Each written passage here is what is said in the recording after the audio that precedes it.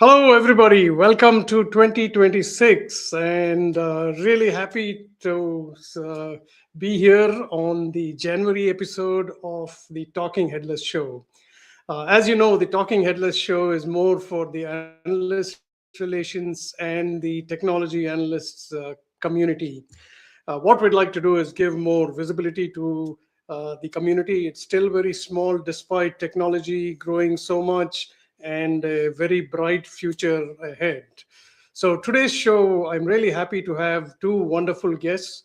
The first guest will be Arthur Bailey. Many of you may know him already.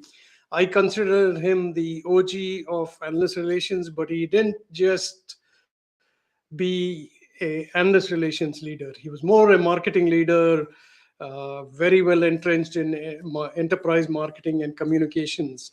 I met him at the Infotech Live, and just following him, his content, and the talks that he gives. He did one at the recent AR Insights conference. It's really good. Another aspect that I like about Arthur is also the global experience. I mean, I think whichever country you're in, there are certain nuances that you have to look at when you're thinking about countries.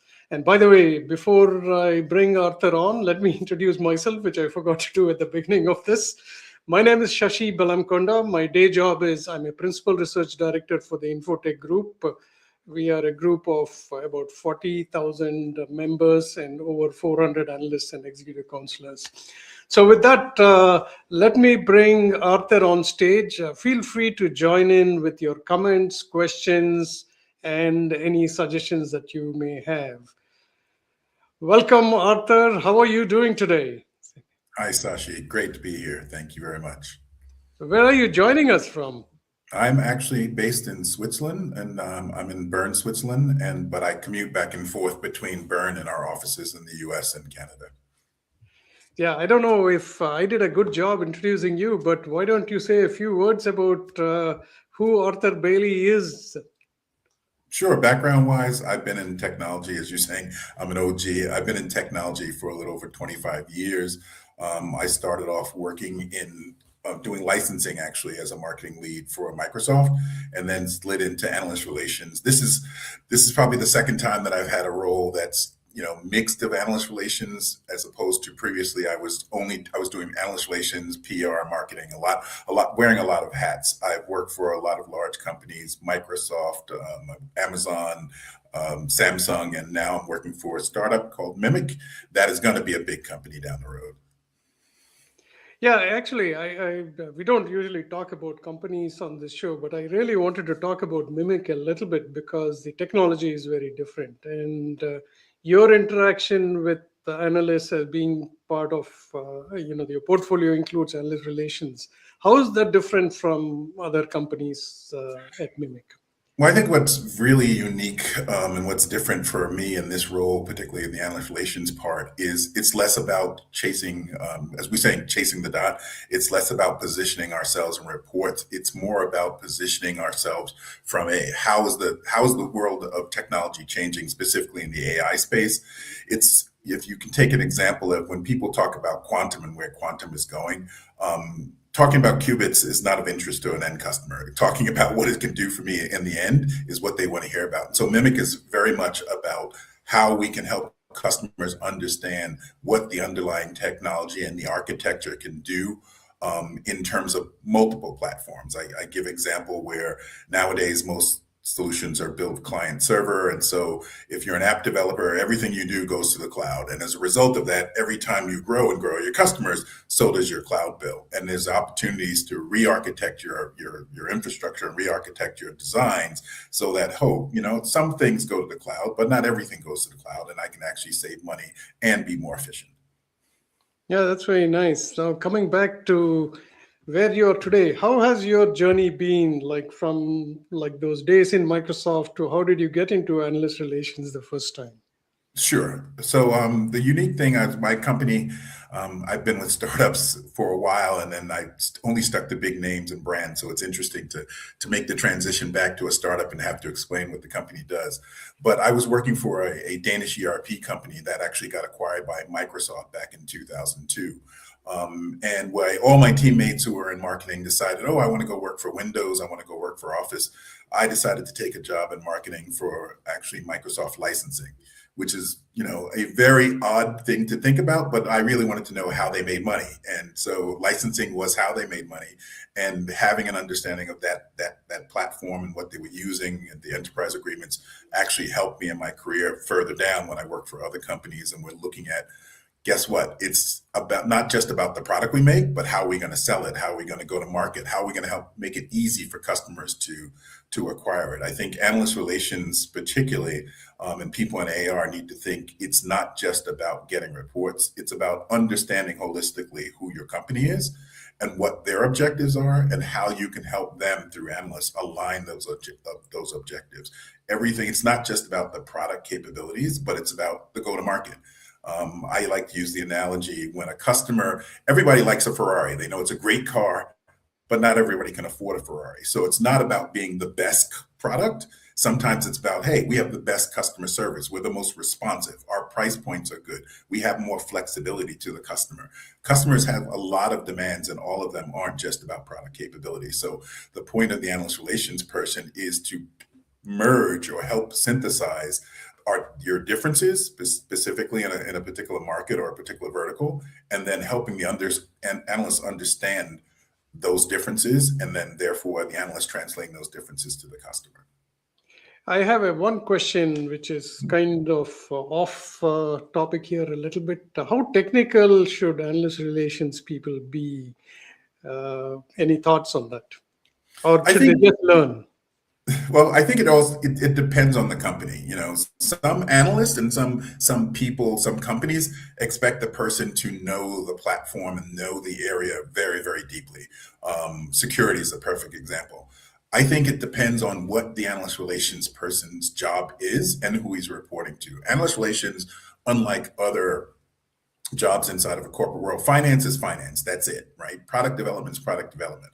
Analyst relations can sit in many areas. It can sit in marketing. It can sit in PR. It can sit in product development. It can sit in product management. So part of the analyst relations role is where do you sit, and then how what you do translates into the business need.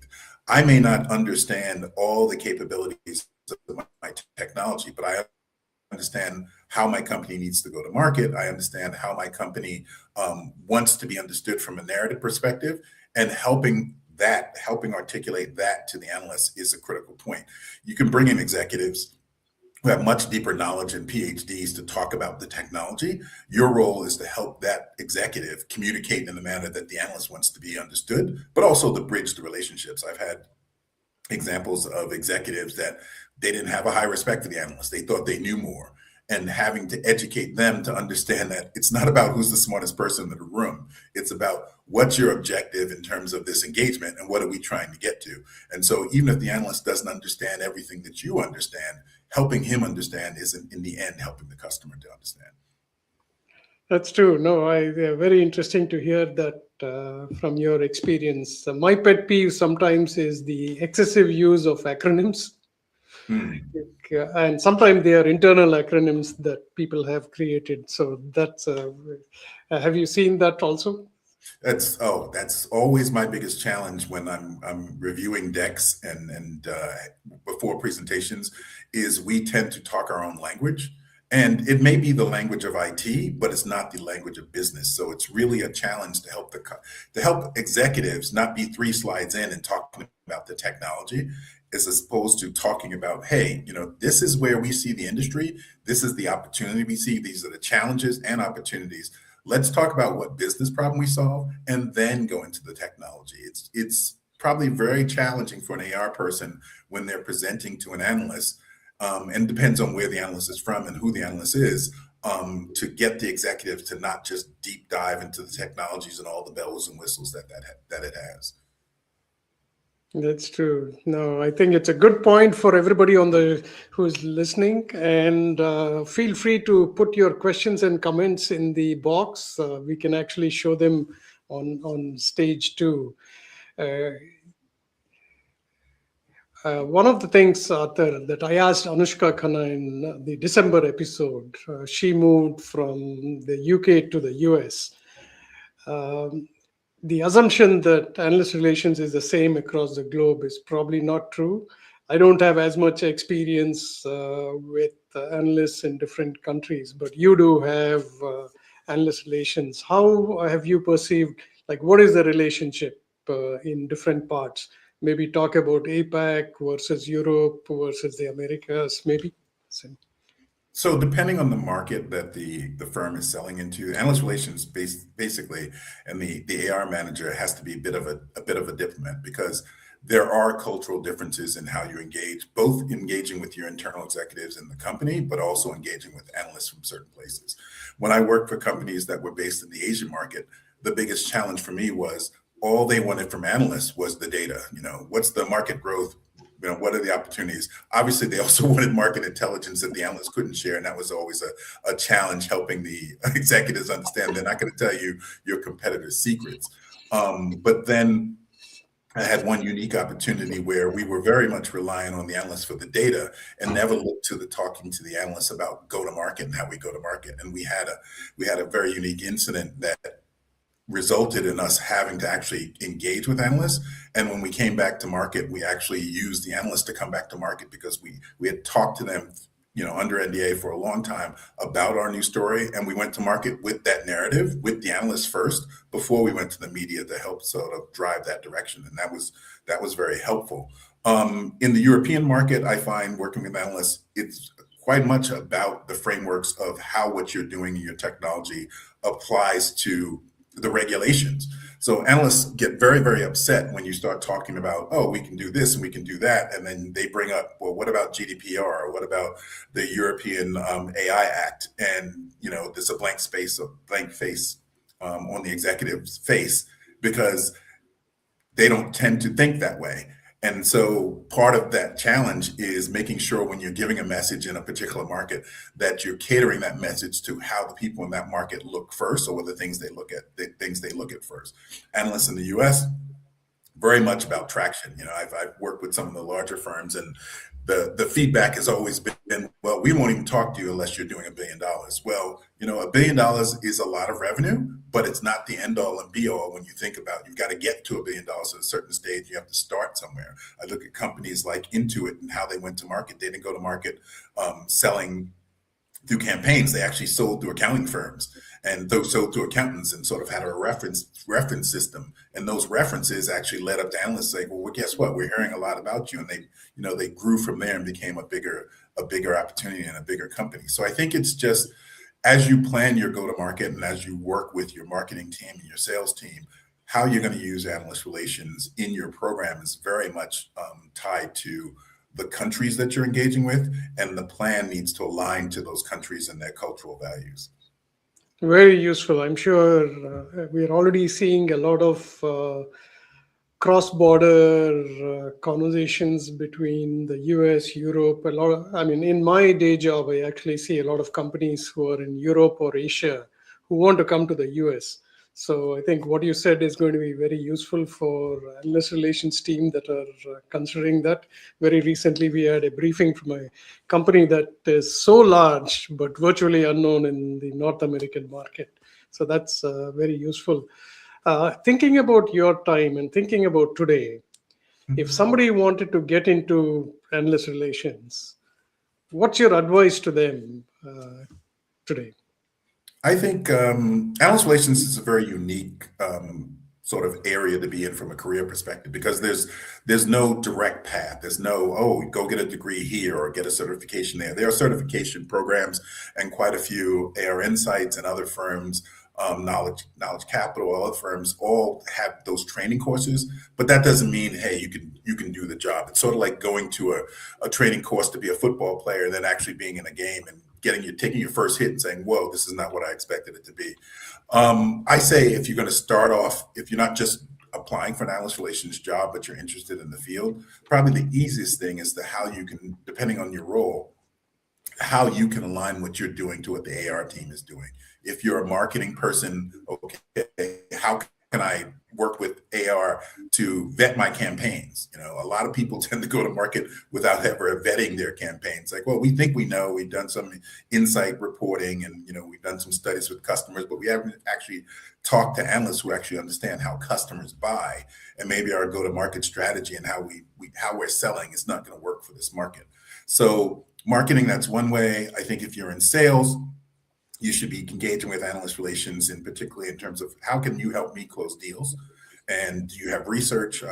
My last job when I was working at AWS, we had a total dedicated program for influencers, and by influencers in terms of influencing sales. So we were literally tracking the numbers of how many deals we had engaged with and whether or not those deals closed, and whether or not those deals closed faster, or those deals close in a better position as a result of either bringing in content, bringing in analyst insights. Just there's many different ways, I think, of coming into analyst relations. I think the probably the biggest challenge for most people is it is about relations. And so being able to be social, I mean, you can be very practical, you can be very down to earth and to the point and great at program management, but if you can't engage with people, it's a very hard career to be in, because it is very much about engagement, and it's very much about how you communicate with people. I've had analysts that I've worked with for years that didn't necessarily have nice things to say about me, and when I say me, but personally my company, and they weren't thankful of that, what that company was doing. And then my career changed. I'm now with somebody else, but because we had a good relationship, they were much more open to talking to me and to listening to what my company had to say, as opposed to not having a relationship, not just, always just preaching to them and not listening to them. Well, I think you brought up a very important thing about it's a people business, and building relationship irrespective of what opinions they have about the product or the company. Like, even in this short time, I mean, I've been in this arena for 3 years, and people keep calling me out and saying, you can't say you're new or it's short. 3 years is a long time. But I've found people like immensely welcoming, as far as you exchange thoughts about. We went on a road trip with my son, and so many of the analysts who I knew actually gave me tips on where to stop and what to see during this cross country trip. So I think there is a lot of personal relationship. I also find, like, sometimes you just have to talk to people without an agenda, just to keep that relationship going. That's really good. One thing, when you brought up the sales aspect of it, I'm finding a lot of analyst relations professionals find it very difficult to bring in sales into the conversation, because sometimes it's entirely either product or marketing, and sales doesn't know, like, hey, how can this analyst relationships help me? Any comment on that, Drew? How did you succeed? So it's and this is where the internal relationship starts. It's about making actually pitches to the sales team. I mean, and you may start with a particular sales leader, or you may actually start with a salesperson. It's like I can help you do these things. You have to put a stake in the ground. You have to say, working with me is going to enable you to do this. We did monthly webinars with both the sales team, but also with sales leaders, in terms of, hey, here's the latest insights from these analysts about this particular topic. Sovereignty is a big area of interest, particularly in Europe, and what analysts were hearing from customers about sovereignty, and that was getting the sales team's insights and helping the sales teams from a messaging perspective. A lot of it is about how you talk to the customer and what you talk to the customer about. And so helping the sales teams understand how analyst relations can help them with their narrative and help them with their messaging, but then also how the research that the analysts have and some of the insights that the analysts have written down can help them with their closing those deals. Because sometimes it's as much as sending them a link to a webinar that explains why this is the way to go, and analysts won't necessarily endorse your product, but their insights can be favorable towards your product and help you from a messaging perspective. And then obviously on the marketing side, a lot of people don't utilize this, but a lot of analyst firms allow you to use their research with your marketing. They'll say, hey, I will let you wrap your marketing around a specific research piece, or we'll do a podcast with you talking about technology. The analyst is not going to endorse your technology, but obviously it's your podcast. And so your brand is associated with that conversation. So part of it is helping the sales team and helping the marketing team understand analysts are talking to customers, and the more visibility that you have with those analysts in your firm, the better position you can be in as a company. Excellent points. I'm sure it's almost like a one-on-one on analyst relations plus some kind of validation for some of our more experienced professionals. Another question that keeps coming up is many of the analyst relations professionals, sometimes they have large teams, sometimes they go in, particularly in startups, as a single person managing analyst relations. At this stage, I think prioritization is very tough. And sometimes you can't bring the same analysts over who you had a good relationship. You have to keep building it. Anything from your own experience where you've said, like, is it time management? Is it relationship management? What works when you move from a larger team, managing a larger team, to being an individual contributor in a way? Sure. So, like you say, I'm an OG in this space. I've been on analyst relations teams that are as large as 100, which is probably the largest in the industry, to, I'm the only person, a single person. I think the first start is, what do we want from the firms we engage with? And some people, they sort of shotgun their approach to analyst relations. I have to talk to everybody, and talking to everybody is not necessarily advantageous for you if you're a single shop versus talking to the ones who have the most influence on the accounts that you're actually going after. So I think, for example, I can be talking to an analyst in the Asian market, but if I don't sell in the Asian market, his endorsement doesn't do anything for me because I don't have clients there. And so you have to really think about, okay, the analysts that I engage with, what influence are they having on the clients that I'm actually engaging with? And why some have great influence across the board, you can't talk to everybody. So it's better to focus your resources on the ones that can actually help you measure how you move the needle for your company. And then obviously, if you're successful with those, you can get more resources, you can get more funding, and you can expand your program. Very nice. What have you noticed in terms of, like, now everybody wants information on demand Mm. versus a very thoughtful one? I know for sure I've been doing a little bit of research on AI powered search, and analyst content actually comes up very high because number one, credibility, number one, it's like well thought out. How are you managing this flow of information where everybody wants it very quickly? Any thoughts on, even people using AI? Yeah, I think the one thing that has to get better, and this is more in the analyst firms models in terms of how they go to market, is how people consume data. I know Infotech has moved quite quickly in terms of creating chatbots for their customers inside to find data quickly.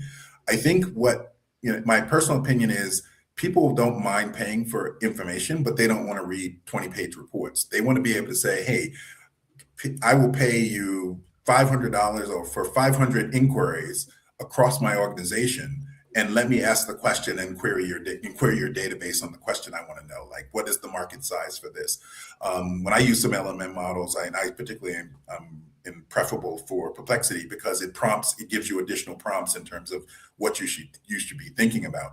I think as analyst research is still quite critical, but it's how it's formatted for the customer and how easy it's for the customer to consume is where AI is going to make the change. And some firms are moving in that direction more quickly than others. The other part of this is, yes, customers, whether you like them or not, will drop your research into an LMM. You have to make sure that if that's happening in your case, how do you sort of indemnify your research in terms of what do I have on the inside that it's still not in that report. And what that is the insights of the analysts. It's the positioning of, well, the report doesn't say which markets are adopting this product faster and more quickly. So it's a blending of using AI as it is as a platform, but also for the analyst firms using AI to better serve the customer and make it easier for them to consume all the information that they provide. Everybody doesn't still go to the library, but libraries are still relevant because guess what? They still have the information. The AI agent may scrape the library and give you an answer, but the library still has to be there for it to scrape. So I think it's critical to understand that analyst research is not going away, and it's very important. It's just about how easy it is to consume going forward.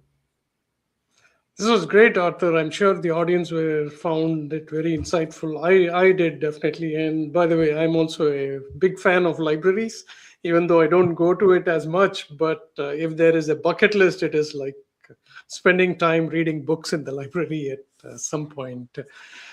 Please stay, and I'll bring you on and John Arnold towards the end of the show. Sure. I think today we have a very shy audience because I haven't seen any questions or comments, but feel free to comment if it is there. So we'll see you in a bit, Arthur. Thank you. Well, our next guest is John Arnold of Arnold Associates. I've met him at several conferences. He gets invited to cover a lot of new technology. He has an independent analyst practice, and he's been around. He's another OG with over 30 years of experience with market research. But I'm going to bring him up, and he's going to tell you a little bit more about him. Hey, John, how are you doing? All right. Hey, Shashi, great. Really, I'm doing fine, and you sound great too. And I'm very happy to be in the group here. We've known each other a long time, run into each other at events, etc. We both cast a pretty wide net in our worlds. And small factoid for people who are listening and watching our gathering here. So your company, Infotech, is Canadian. I'm based in Toronto, and their head offices are here in Toronto, actually. They purchased a very famous concert venue years ago, and I've always been jealous of them for having that because it was a great venue for music. But anyway, so we have a little common ground here. London, Ontario, I know is where a lot of the analysts are based, and the work gets done there. But when I was starting out in the analyst world, and we'll get to this stuff and bring Arthur in soon too, I started my kind of career in this space with Frost & Sullivan. I was one of the very early people they brought in to build their practice in Canada as their first kind of foray to this country. They were located in Toronto. And and certainly I knew of Infotech back then as well. And it was just really good to be part of that world. And, I think we all find, Shashi, that there's no linear path to being an analyst. This is a very strange line of work, I will tell you. It's certainly like a third career for me. And you don't go to school to be an analyst. And that's what makes this space so interesting. You kind of have to put in the time and earn it and get us to a certain level of knowledge and, of course, connections in the industry you're covering. Oh, that's great. I'm so glad to have you on the show today. And for the audience, feel free to post your questions. Usually the audience is not shy, but today there seems to be a little hesitancy unless you all feel like Arthur and John are answering everything, so there are no more questions to ask. John, you're joining us from Canada. How's the weather today? Do you really have to ask? It's it's January. We're up to our waists in snow. Yeah, it's heavy winter time for sure. And like you, I travel a lot, and my run of travel starts up again in about 2 weeks. And the most anxious part of travel coming from here is going to places that are warmer, which is what you want to do. But you're always dreading the flight delays and cancellations when storms hit. And there's always anxiety traveling around February and March. It's, peak winter time here. But it will pass, and I'll be back on the road quite soon. And I think I'll be running into you probably at Enterprise Connect in March. That's my guess. Probably the next one that you're going. Uh, so tell us a little bit about Arnold Associates, your journey to being an analyst, and what are you covering now? What kind of companies? And then we'll talk a little bit more about your experience and advice. Sure. So yeah, I really enjoyed hearing Arthur's backstory and what Mimic is up to and his role. Very familiar. Everything he was saying, I could echo a lot of that as well. So as I mentioned, this is not an area of you just kind of aspire to when you're younger. Say, I want to be a technology analyst. It just doesn't work that way. I was certainly not thinking about this as a career. I had my own boutique market research practice for about 15 years, strictly on B2B areas. So I've researched and done work in just about every industry imaginable, and that provides that kind of it's like having a liberal arts degree out of university. You've got that broad base of understanding about a lot of important things, and that translated really well into being an analyst, especially for Frost and Sullivan, because they're different from most analyst firms in that they're not just tech. They are across all verticals: automotive, pharma, you name it. They cover all kinds of industries. Many of them are more mature than tech. So it was interesting when tech has a bad run, they don't do well in a tech practice, but the more mature, stable industries like manufacturing stay well. So it's actually strategy wise, it's a good diversification plan to not put all your eggs in one basket in the analyst world. But I got thrown into the world of VoIP, VoIP, around Yep. 2000. And I was early enough in the evolution of that technology that I didn't know anything. I really started from almost zero knowledge. But within a year and a half, 2 years, I became, as far as I could tell, the leading VoIP analyst in the whole industry.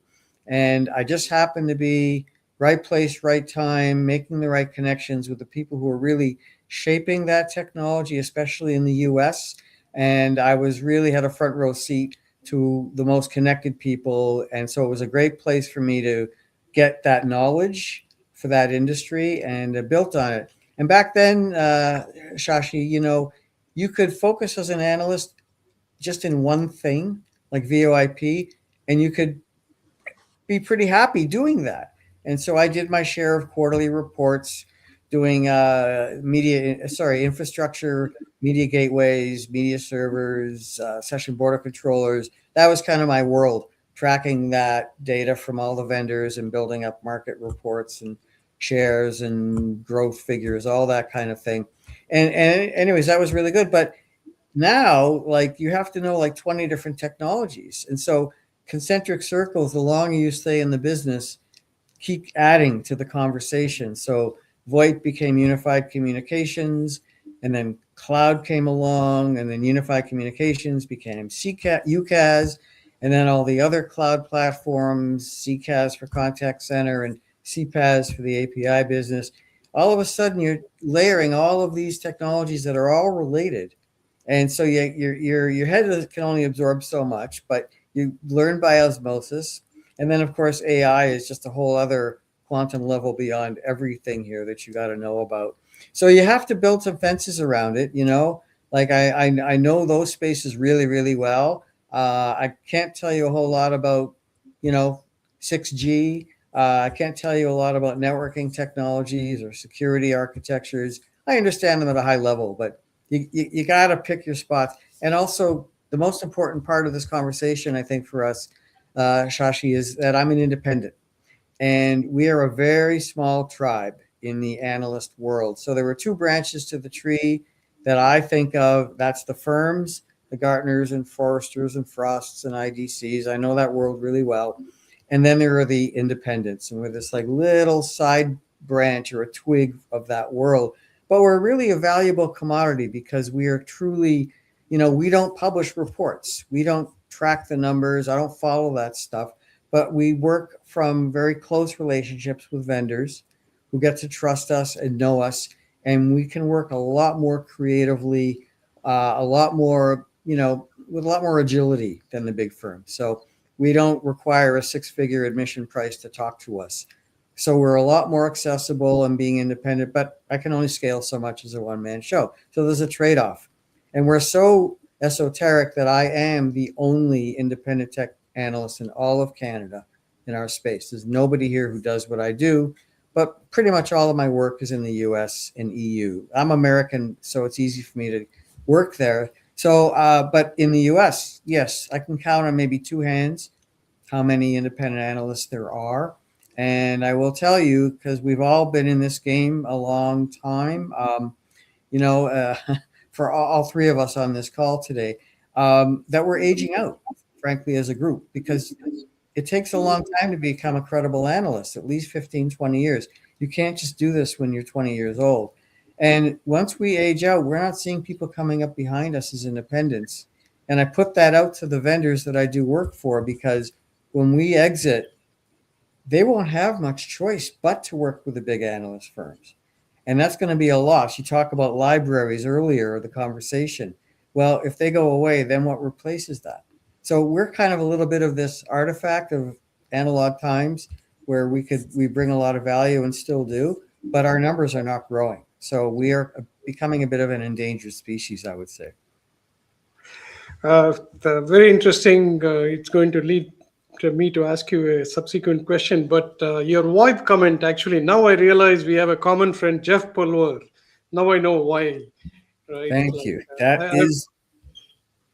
I've known him for at least 2 decades, I think. Mm-hmm. Well, that's the common thread here, right? And that's where it gets so interesting, because, so again, I talked about right place, right time. And for this particular industry, there was nobody more important to building community than Jeff. And I was in that inner circle for a very long time. And to this day, I still support Jeff. So currently, if you don't know, for the audience in particular, his latest focus is something called VCon, which stands for Virtual Conversations.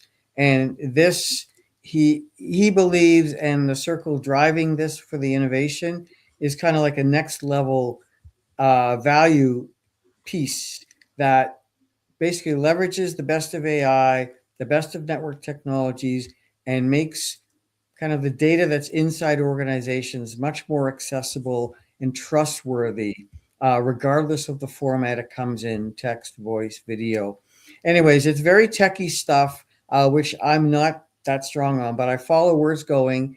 And I was at his recent conference in Washington, D.C., which was a room full of regulatory lawyers and AI lawyers, and hearing about where this is going from their perspective was very fascinating, and a perspective no other analyst is going to get unless you're there in the room. So I still really look to Jeff for where a lot of the innovation is heading, and he's usually right.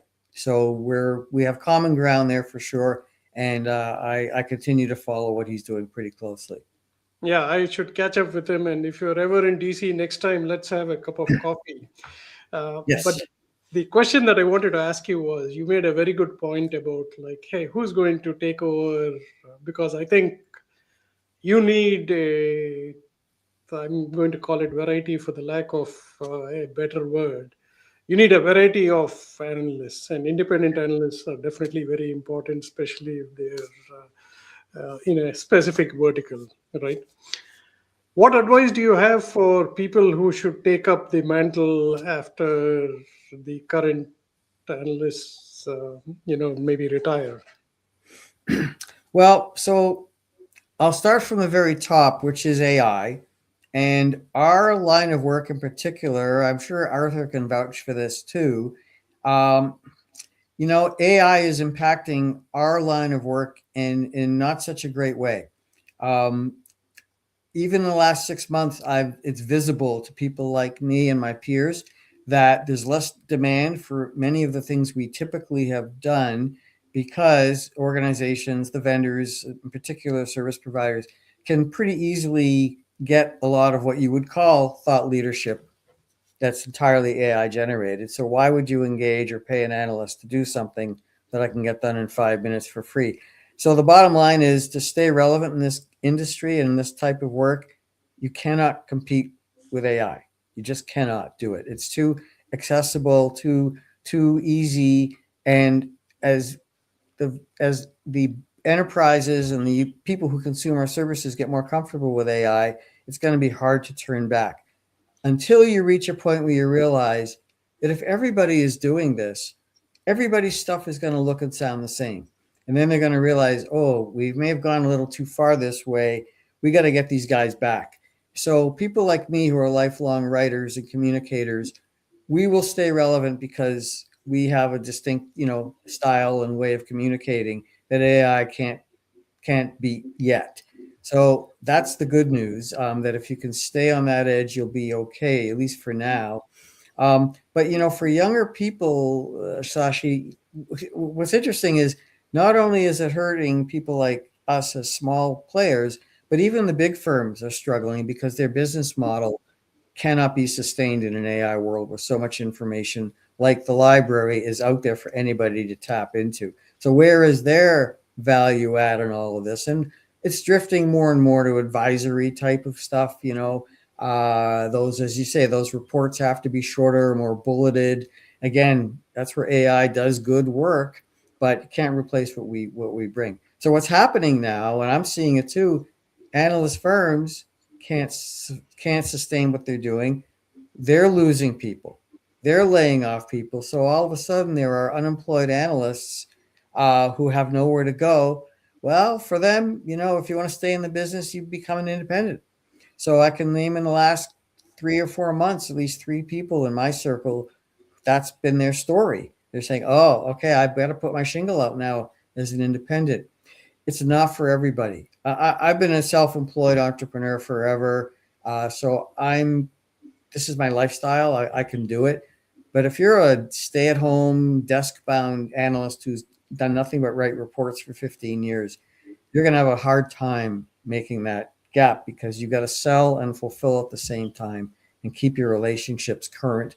That's a lot to do. And if you're only used to executing and fulfilling subscriptions, not selling, not building the sales relationships, that's going to be a hard bridge to make. So it's not for everybody. So, and again, it takes time. You can't just be 2 years into the business and all of a sudden be an independent because you don't have the pedigree yet that's credible enough for people to hire you to do paid work. That's true. No, thank you for sharing that. One question that I asked Arthur that I'd like to ask you, since you said you also cover Europe, is, and maybe it also leads into another question that I've been meaning to ask, is what are some best practices for analyst relations in building relationship? Is it the same in the US versus Europe, or should it be different?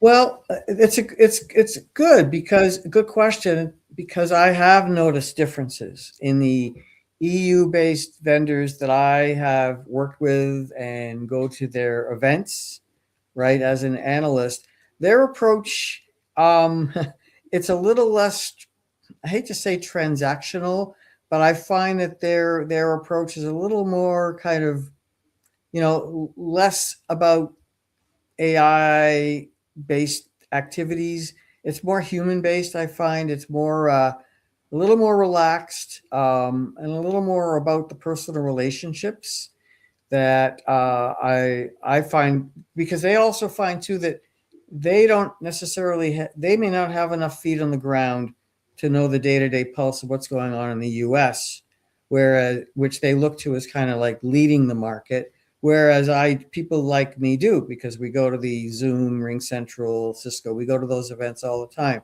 So we're kind of a bit of a window for them on that. So it's a bit of a kind of a gut test for them to say if we're really on the mark or not. Arthur mentioned earlier, in the EU, like, the Digital AI Act, for example, they're a little more traditional in the way they approach these things. They're walking more than running to AI. But unfortunately, in the EU, they are reaching a very serious inflection point where that caution to have a more human-based approach to adopting these technologies is starting to work against them, because the dominance of the American marketplace and I hate to say it, but the Chinese market is becoming so entrenched that they're realizing this approach that they're taking is putting them behind the eight ball.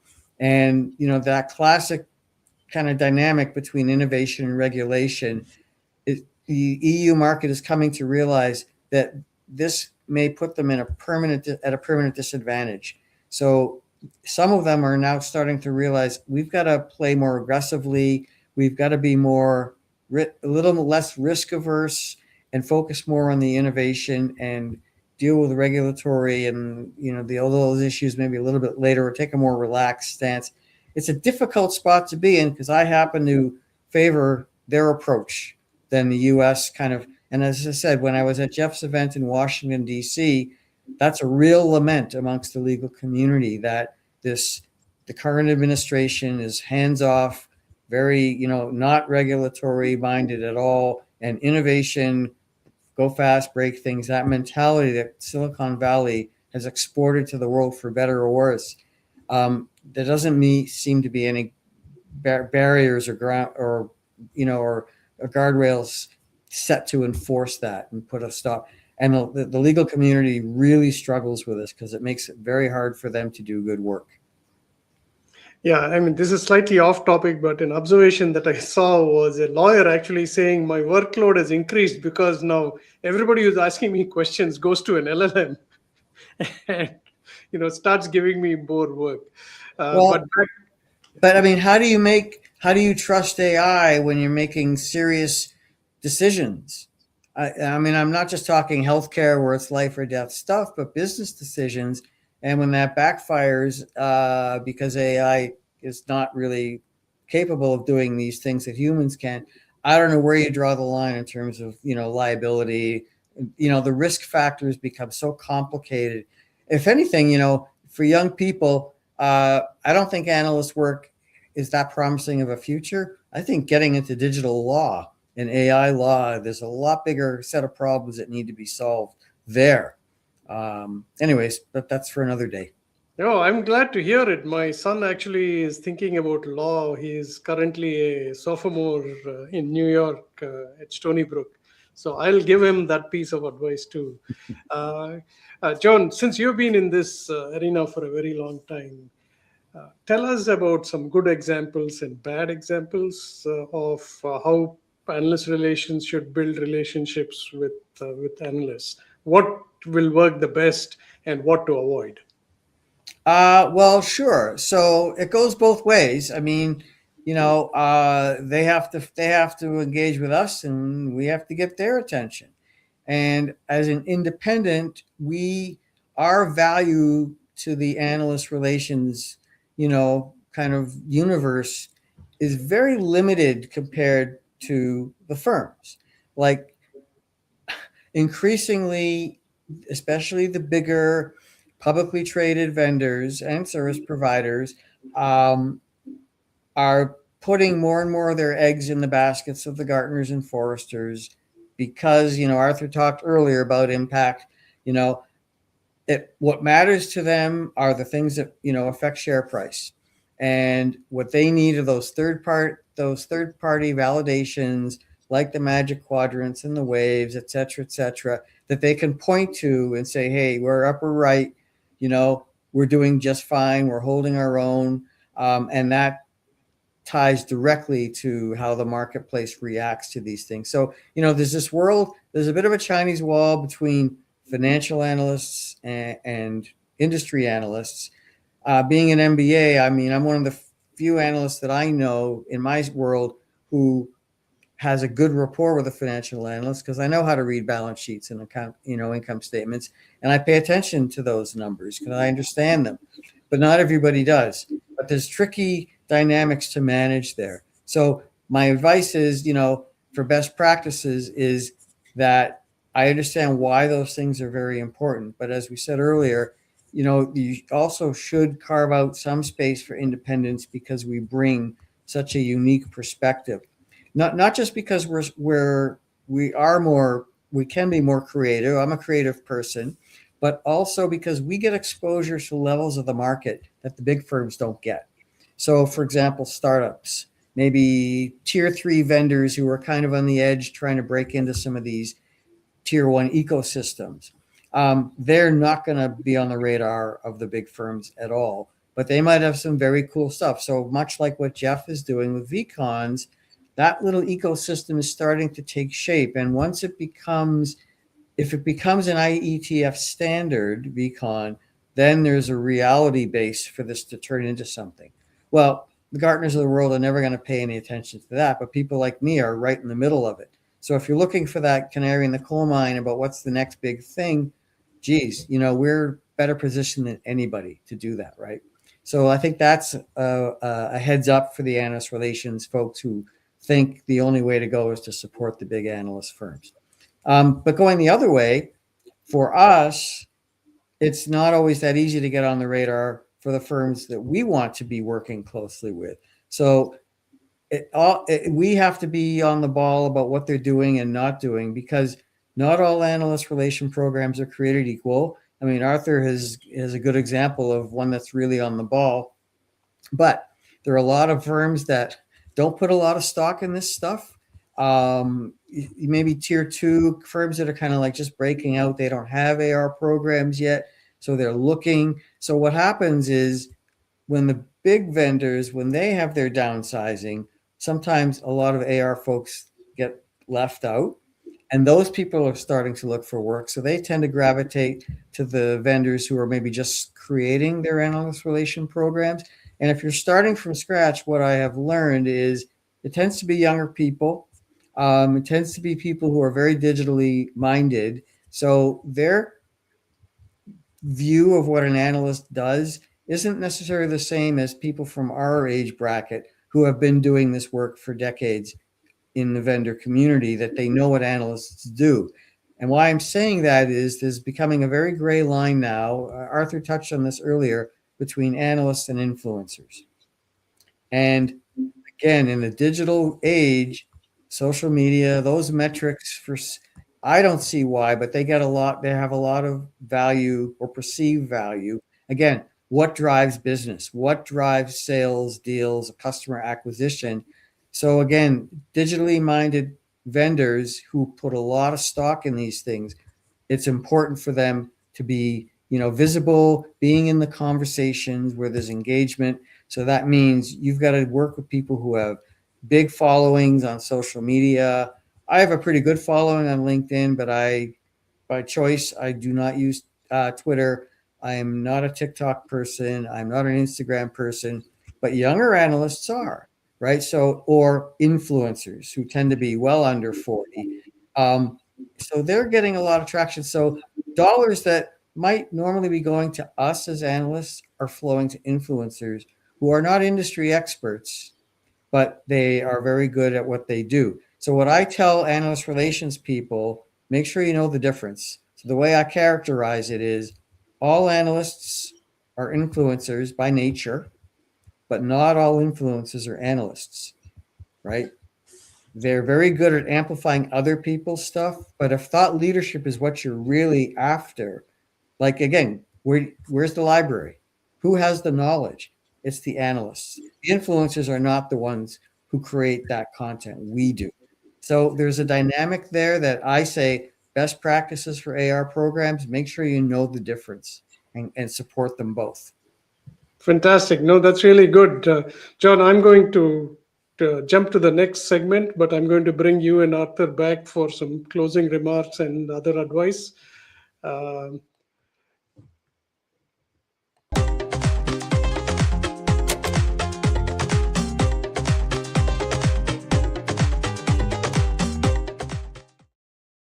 Hi, everyone. What a fantastic discussion between Arthur and John. That was really good. This segment I started just to showcase not very large companies, but some tools that I've been seeing. And this is another new tool called Blockit. It's very well funded. Now, one of the things that it does is also, when you send a Calendly invite, it's always one-sided, meaning you still have to click through and kind of manage the calendars.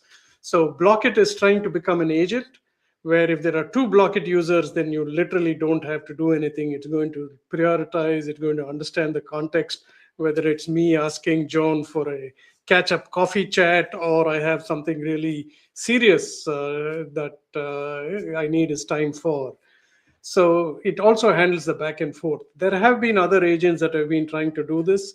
I haven't tried this yet because I think if you're in a corporate environment, it'll probably go through a few cycles, so not so early.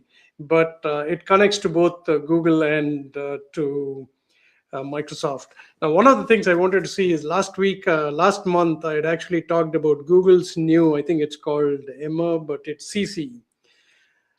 I've been testing that quite a lot. So if you're thinking about your email, one of the things that it does is it actually keeps giving you some briefing every morning on what is happening in your email.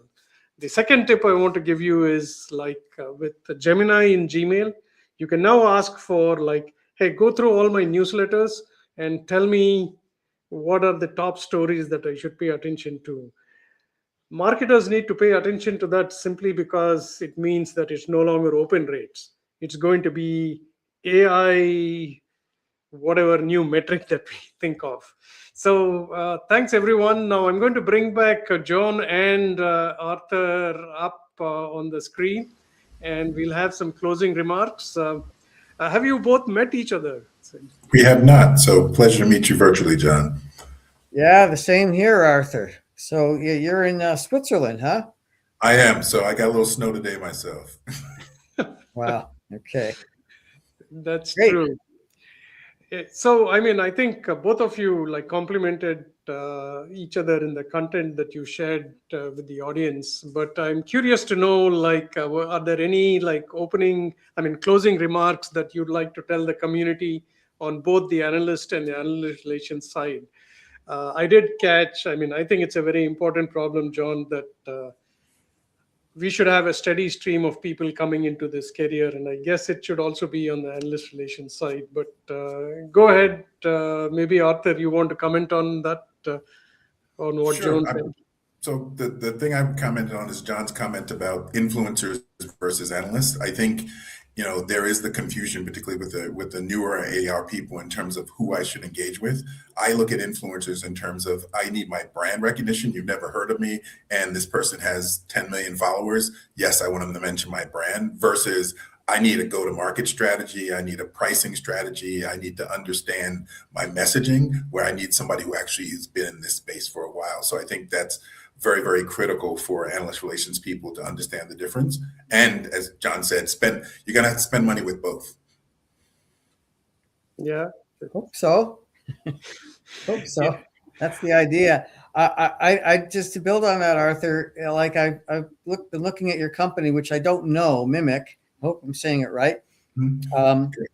So yours this is a good example of a company that is very, very technical and focused on very technical problems. As you had said earlier, Arthur, stuff that isn't that easy to understand. And I have found it very difficult to work with companies who are very technical minded. Basically, companies that are founded and built by engineers, they build great technologies, but they tend to be terrible at marketing and outbound communication. Having conversations with non-engineers is not their forte. And that in those kind of companies, if they buy into the AR concept, then they've got to give you the keys to the car, because they are not the ones who can lead that engagement. But you can build that bridge, right, to solve technical problems, but in language that business, decision makers, influencers, et cetera, understand and can relate to. That's the magic, right? And so to me, a really good AR program knows how to build that and kind of keep both sides happy. As you said earlier, we don't have to be technical experts, but we do have to understand it well enough that we can explain it in language that business guys understand. I cannot teach an engineer anything other than how to be a good marketer. But what we really have to get to are the buyers, and how do we make it relatable? And so that's where you are, right in the middle of creating that dialogue. And companies that don't get it, then they don't invest a lot in AR, I think, to their detriment, unless they dominate a market and don't care. But how many companies can say that? That's true. Any closing comments? How should people get in touch with you, and who should get in touch with you? Go ahead, John, and then we'll go to you, Arthur. Oh well, mine's an easy one. So like you Shashi, I mean, I'm all about the vendors and the service providers in the cloud comm space. As I mentioned earlier, UCAS, CCAS, all of them are doing AI. So yes, you see me here on LinkedIn. That's an easy one. I have my website is where I kind of do my selling and LinkedIn is where I do most of my telling. And I have a monthly newsletter and a podcast. So I'm very easy to find just getting on LinkedIn or to my site. And I'm happy to talk to anybody anytime. Oh, always. Very good. Thank you, John. Arthur? And I'm similar. LinkedIn is a great place to connect with me. I also take my brand with me. So just like I was Memphis at Amazon.com, I'm now Memphis at mimik.com. So I engage with AR people directly, but I also engage with companies like who may be watching this and say, Blockit was a perfect example. I listened to you say that. It's like, they would be a perfect client for us. So I'm open to connecting with people however they'd like to. Good. No, thank you both very much. I'm sure the community appreciates all the insights that you've given through this. This show is on the last Wednesday of every month, unless there is a huge calendar conflict. So feel free to suggest names. And John and Arthur, thank you again for being on the show, and looking forward to talking more. Thanks. Thank you. All right. Thanks, everybody. Have a good evening.